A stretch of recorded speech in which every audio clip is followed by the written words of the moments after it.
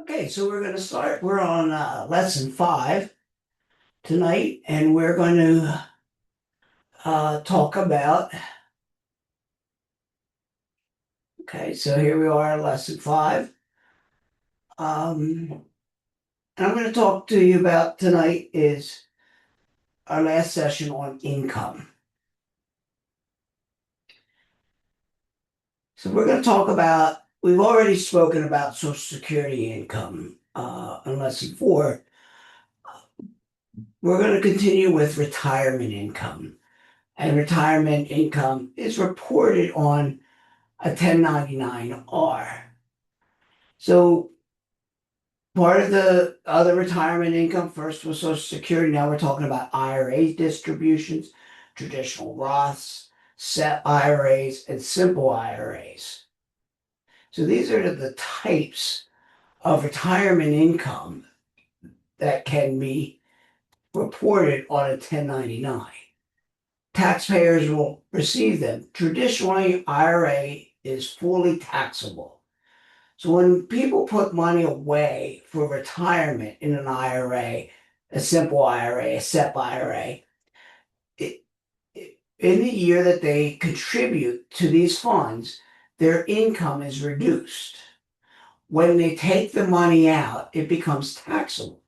So they get to reduce the income unless income is taxable in the years they're working and they contribute to an IRA or retirement fund, and then when they're in retirement, which usually your tax rate decreases, you can then withdraw monies from your IRAs and they're taxable.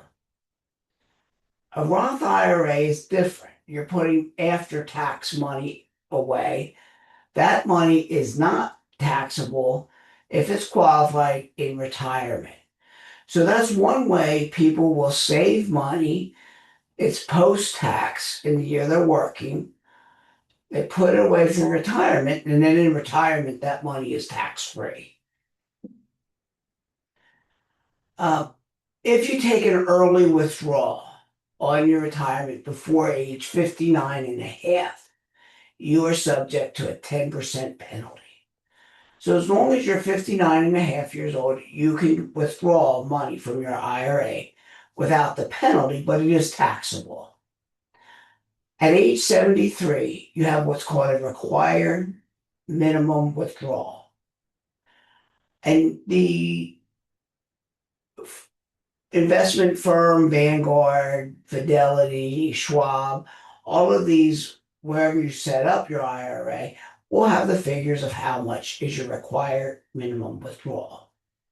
The other thing is you can have rollovers. So when you take the IRA from one IRA and you roll it over to another IRA, that is tax-free money.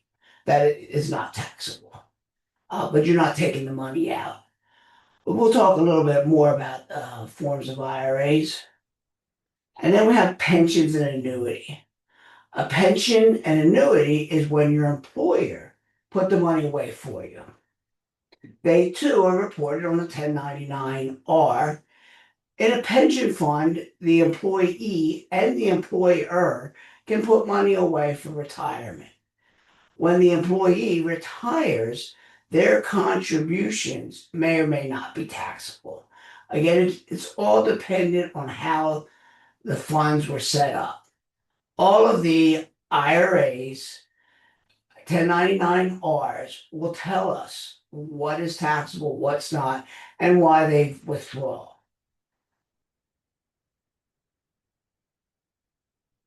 So your 1099 IRA, your 1099-R is from your IRA or retirement fund.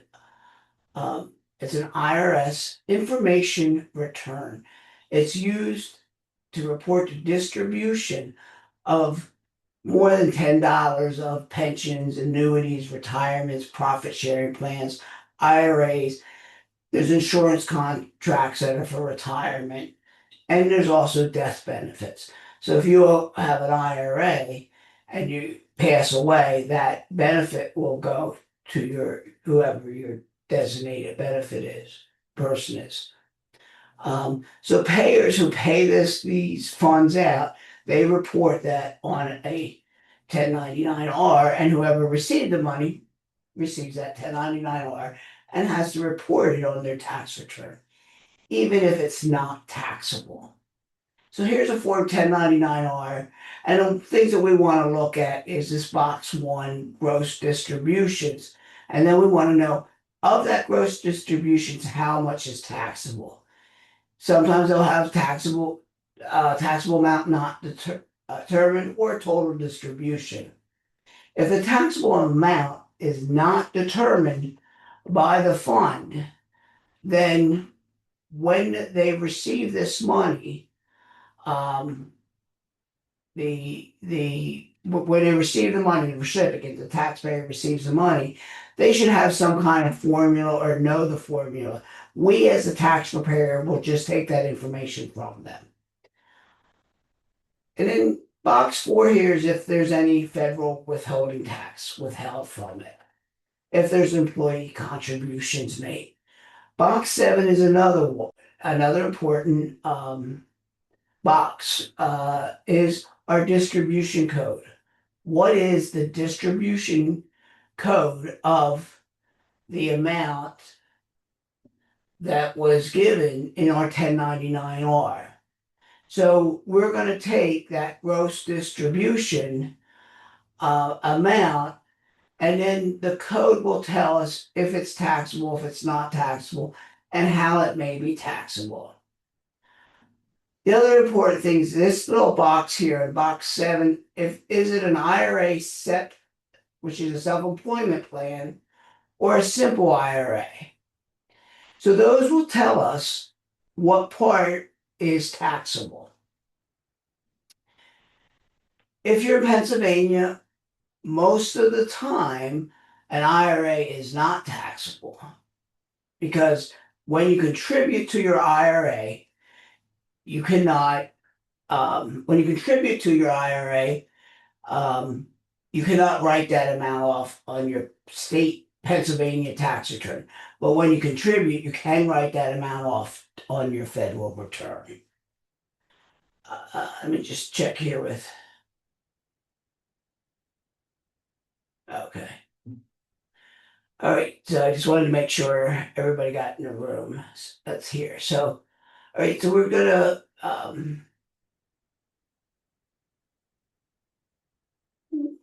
So here's our key breakdown. When we talk about, I'm going to flip back to this slide here, where we see box seven. If you take a look here at box seven, the distribution codes, when we go over here, these are the distribution meanings. So again, we said you can't take a distribution without a penalty under the age of 59 and a half. So if there's a box one is marked, and that code in that box is one, early distribution. That means the amount that's been distributed is subject to a 10% penalty unless there's an exemption. And we'll talk about what those exceptions are.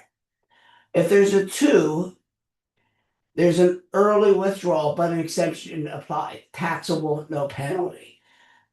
That way, the financial institution already knows that there's an early distribution and that it is, that there's no penalty. There is an exception to it.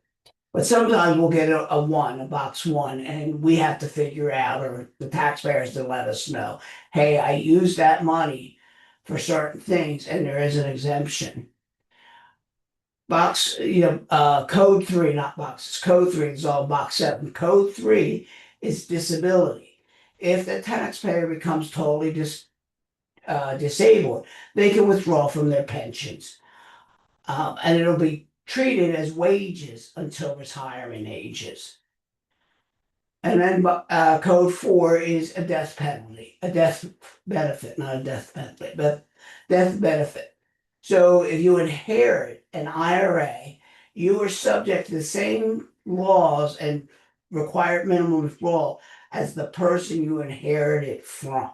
It's not on the person who inherits the taxpayer that inherits the fund. It goes by the person who is deceased and what their age is and how much their requirement minimum withdrawal is. And then you have code 7, which is just a normal distribution. They're over the age of 59 and a half. It is taxable. It's just a normal distribution. When you get code G, it's a direct rollover. It's not taxable. It just went from one fund to another fund, and it was a wire transfer from one bank to another bank.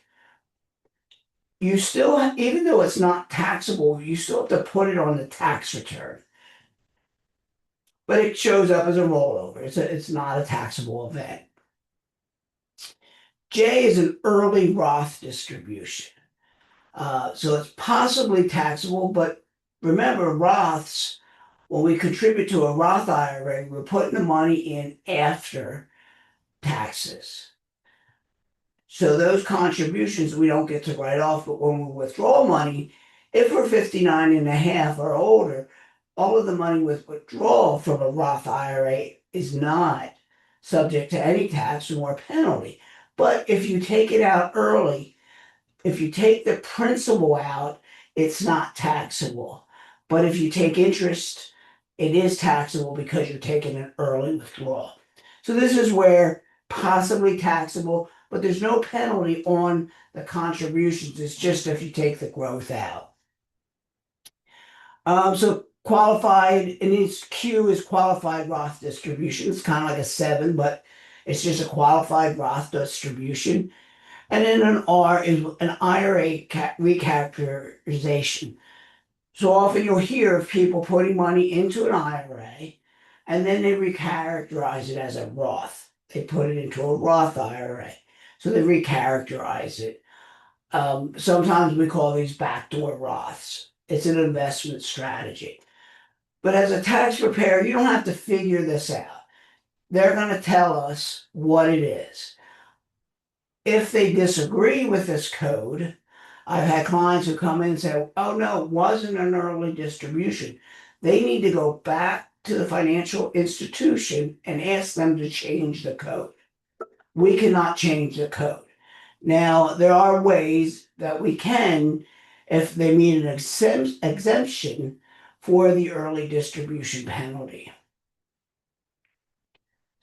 So again, to note a lot of why we have a lot of seniors and older people in Pennsylvania, because Social Security is not taxable in Pennsylvania, nor is your 1099 or your IRAs, your pensions are not taxable in Pennsylvania. So Pennsylvania, there's a couple of states in the country, you can Google it or check it out, that what states are good to retire in. Florida is one because there's no state tax, and Pennsylvania is one because we don't tax our seniors. So again, let's look at what a requirement minimum withdrawal is. So when you reach the age of 73, you have to take the money out of your IRAs. Again, your financial institution is going to figure out what the amount is you need to take out. And again, that is all dependent on how much money you put into the fund. So if you have an inherited IRA, you have to take out a rule of 10 years. Over the next 10 years, you need to take this money out for most beneficiaries. If you miss a requirement minimum withdrawal, you are subject to a 25% penalty on the amount you should have taken out. You can get this reduced. So again, you can continue to invest in these IRAs as long as you're working. Again, you have to be working to contribute to an IRA. And then at 73 years old, you have to start withdrawing from them. And it's a percentage they do, the expectancy of your life and how much you must. So you can still be working and still be receiving a pension, just like you can still work and still receive Social Security. The income can put you in higher tax brackets, but you can still withdraw from both. And for the most part, in retirement, the average American will have less money, less income because they're not working in retirement. But today we're seeing a lot of our seniors work into their 70s and then into their 80s. So we're seeing them having more income in retirement because they're having their salary plus their Social Security plus their retirement funds, their IRAs, their Roth IRAs.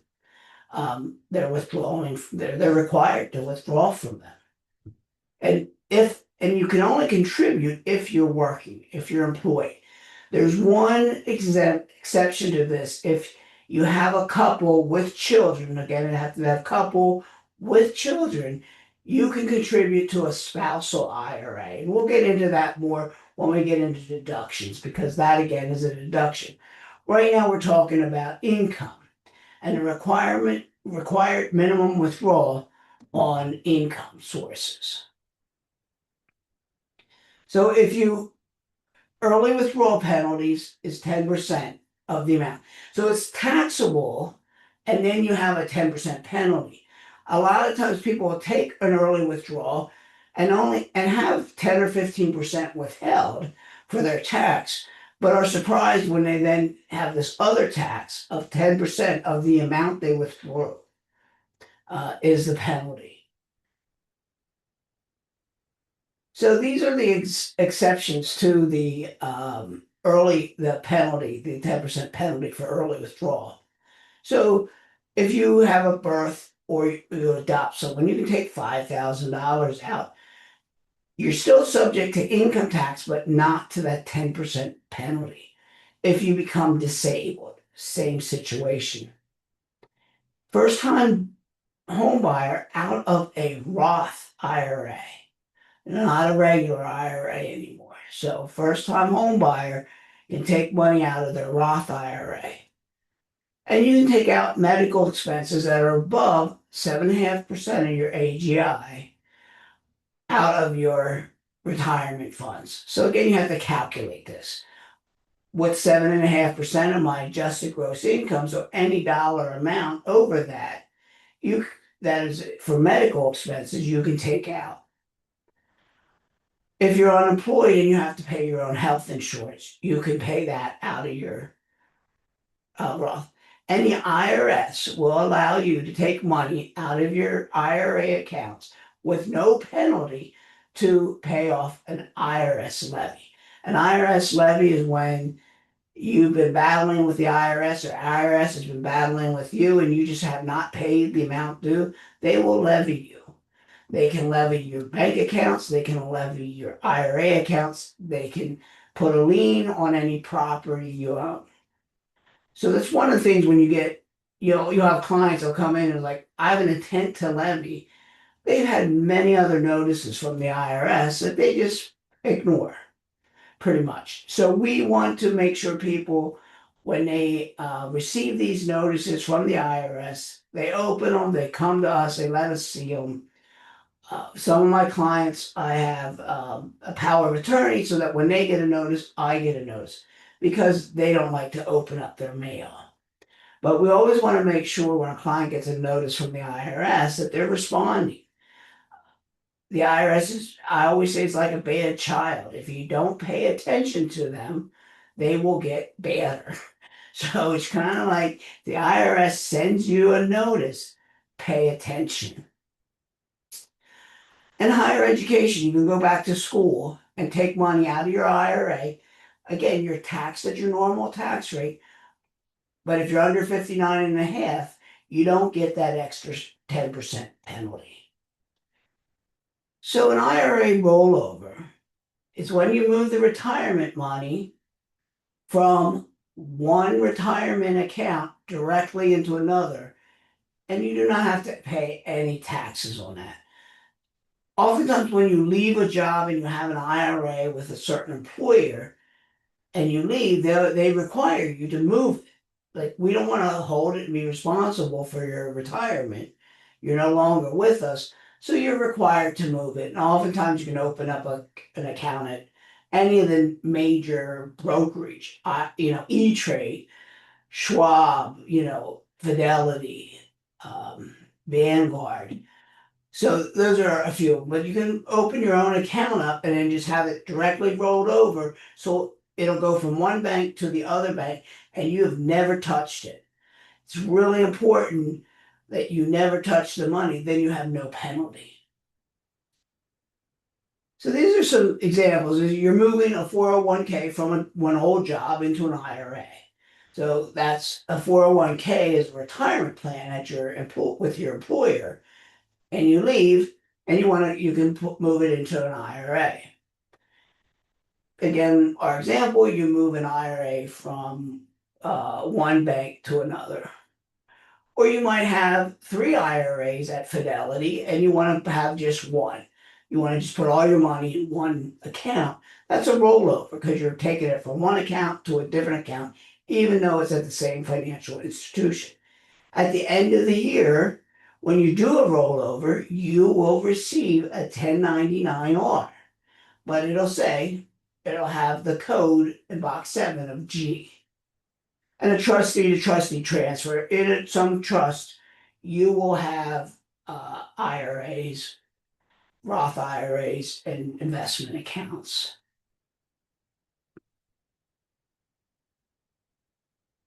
So why does it matter is that if your rollover is done correctly, it's not taxable. And you'll receive a 1099-R with code G showing a direct rollover. So you have 2 types of rollovers.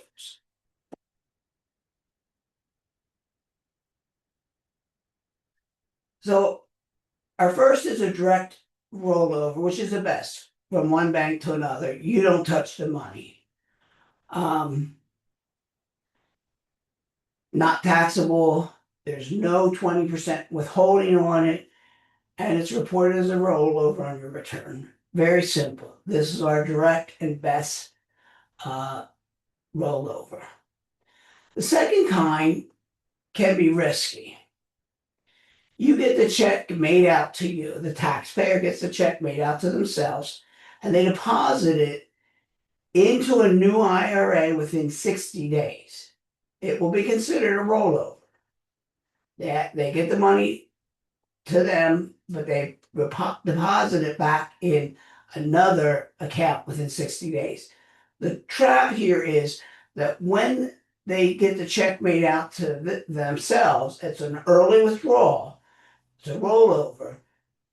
The financial institution must withhold 20% for taxes.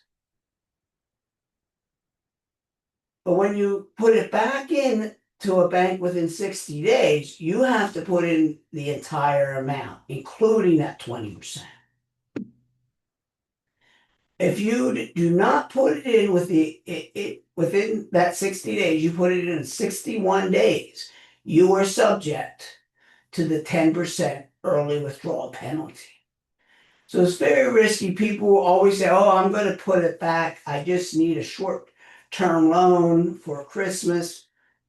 And they don't put it back in that 60 days. How the rollovers, we kind of talked about this, but how they appear.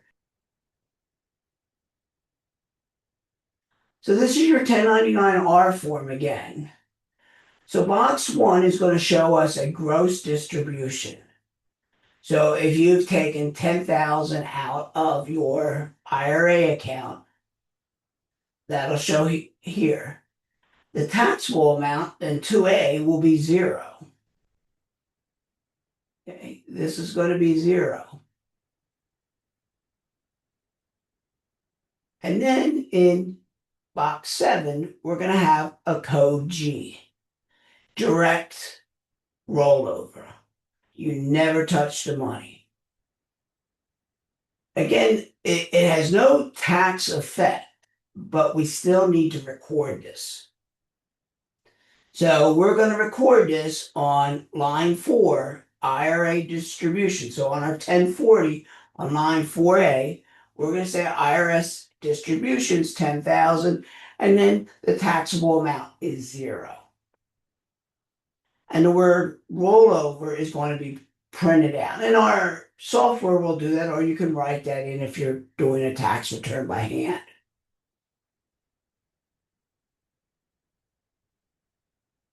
So that is pretty much what I wanted to get done tonight.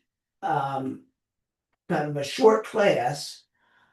Um, I just want to get through income, but I wanted you to try this problem. And we can do this together. If you give me a minute, I'm going to take a minute and I'm going to share with you um, my screen where we're going to do this in the software. So hold on. So it'll take me a minute to get through. I'm going to pause everything here. If you have questions, you want to put something in the chat, you can go ahead.